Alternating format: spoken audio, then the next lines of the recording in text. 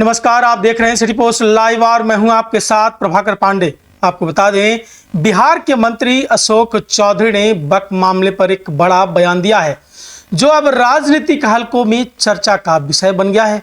जब उनसे पूछा गया कि अल्पसंख्यक मुस्लिम तंजीम और मौलानाओं में उनके खिलाफ गुस्सा है तो उन्होंने इसका जवाब देते हुए कहा, क्या कहा है, पहले आप ये बयान सुने। किया गया था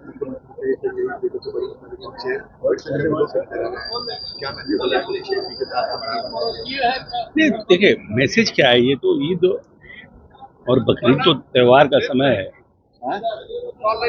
खालिद भाई इफ्तारी करना चाहते थे, इफ्तार की पार्टी करना चाहते थे, बट अनफॉर्चुनेटली क्योंकि साहब उस समय काफ़ी व्यस्त थे और बहुत जगह थे, ऑलरेडी हमारे इरशादुल्लाह साहब के यहाँ, अब्बास साहब के यहाँ, जमा खान साहब के यहाँ, सबके यहाँ कार्यक्रम हो चुका था।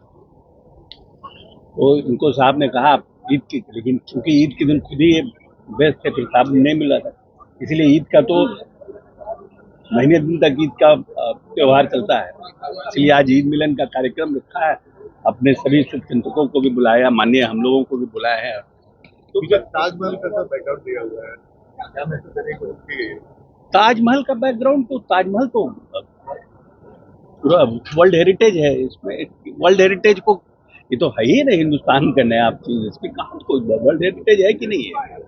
वर्ल्ड हेरिटेज वो अपना उनको उन्होंने रखा है, अपना प्रेम का, सौहार्द का अपना।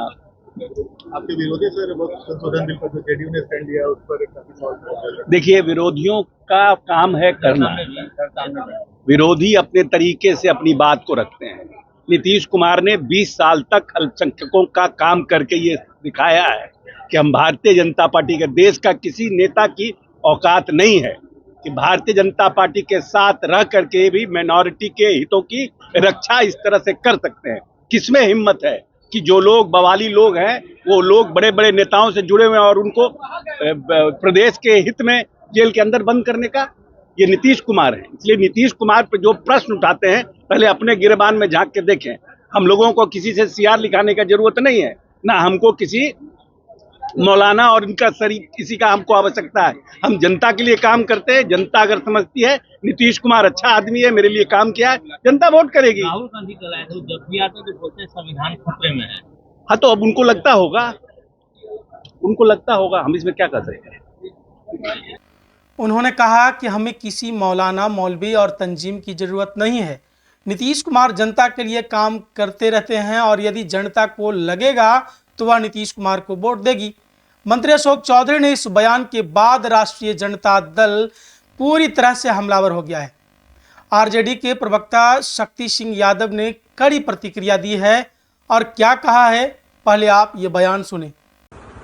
अशोक चौधरी और जनता दल अभी उलेमा, मौलाना, मौलवी इसको नहीं मानता है, इस्लाम को ही नकार रही है जनता दल और अशोक चौधरी सहित सभी जनता दलियों के जितने नेता जो भाजपा के तलवे चाट रहे हैं इन दिनों, आरएसएस और संघ की विचारधारा से गाइड हो रहे हैं, कट्टर संघी बन चुके हैं सारे लोग। क्या मतलब है इनको इंसानियत से, इंसान से, इस्लाम से? हम लोग तो पहले ही कह रहे थे कि जदयू अब कोई पार्टी रह गया, वो तो भाजपा का फ्रंटल ऑर्गेनाइजेशन है, वो तो आगे आगे खेल रहा है खड़ा होकर के। इंसानियत में जिसको भरोसा है ना, मानवता में, जिनको इस्लाम में भरोसा है, वो जदयू को दोजक की नजर से देखना शुरू कर दिया है लोग। अब दोजक में लोग रहना पसंद नहीं करते, याद रखिएगा। तो आपने सुना, उन्होंने कहा कि हमने पहले ही कहा था कि यह पार्टी केवल संघी पार्टी बन चुकी है, यह अब भाजपा की पार्टी हो गई है। अब अशोक चौधरी जैसा मंत्री खुले तौर पर इस्लाम और मौलानाओं को खारिज कर रहा है, तो इसका मतलब यह है कि यह पूरी तरह से आरएसएस और बीजेपी के प्रभाव में आ चुके हैं। शक्ति सिंह यादव ने आगे कहा, यह लोग समझ ले कि मुसलमान कभी भी दोजक में नहीं रहते और ना ही वे दोजक से भागते हैं। इस प्रकार के बयान सिर्फ हिंदू मुस्लिम के बीच में दरार डालने और समाज को बांटने के उद्देश्य से दिए जाते हैं। अशोक चौधरी का बयान, जहां एक तरफ बिहार के मुख्यमंत्री नीतीश कुमार के नेतृत्व में चल रही सरकार को समर्थन देने की कोशिश करता है, तो वहीं दूसरी ओर यह बयान सांप्रदायिकता और राजनीति से भी जुड़ा हुआ नजर आता है। आरजेडी का आरोप है कि यह बयान भाजपा और आरएसएस के एजेंडे के अनुरूप दिया गया है, जो बिहार में मुसलमानों और आलिमों को अपने राजनीतिक लक्ष्यों के लिए कमजोर करने की कोशिश कर रहे हैं।